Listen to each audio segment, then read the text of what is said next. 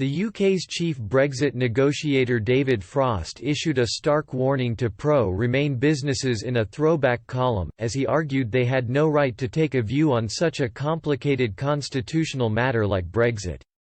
On Friday, Mr. Frost showed signs of being infected with coronavirus a day after his EU counterpart, Michel Barnier, tested positive for the disease. Number 10 confirmed Mr. Frost is now self-isolating. Despite the coronavirus pandemic derailing face-to-face negotiations, the Prime Minister's official spokesman said Brexit talks with the EU will continue in the upcoming days.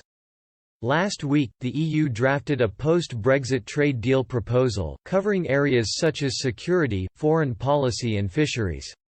The 441-page draft legal text was sent to the 27 EU states, ahead of being. However, according to political analysts, much of the draft will be outright rejected by the UK because of references to EU law and fishing. In a 2019 column for the Daily Telegraph, Mr. Frost, who at the time was the CEO of the London Chamber of Commerce, issued a stark warning to pro-Remain EU businesses. He wrote, "It's well known that business was mainly Remain in the 2016 referendum, and business organisations seem happy to keep making these concerns known. Yet public opinion seems increasingly sceptical of these pronunciamentos.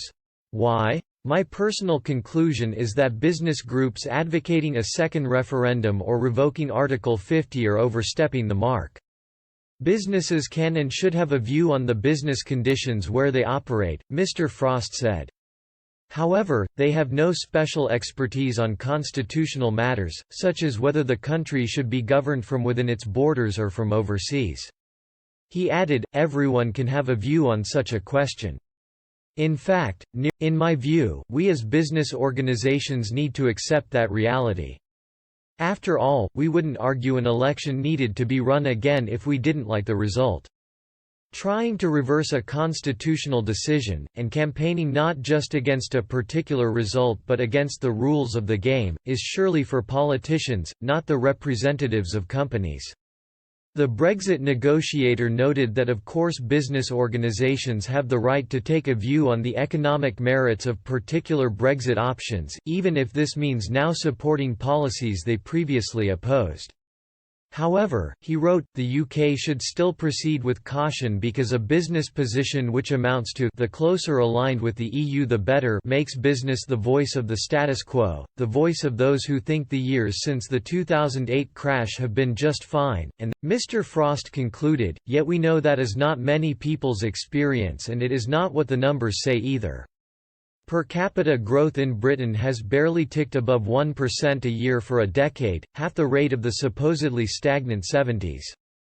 Productivity has collapsed and potential growth has fallen. Indeed, at the moment we have many of the symptoms of a boom: record low unemployment, accelerating wage growth, asset price inflation, without the actual boom. This is not just fine. It is bad. Yet if we as business organizations give the impression we think it is fine, and that that's just what modern capitalism is like, then we risk losing the argument to those who say in that case, we don't want capitalism, we want something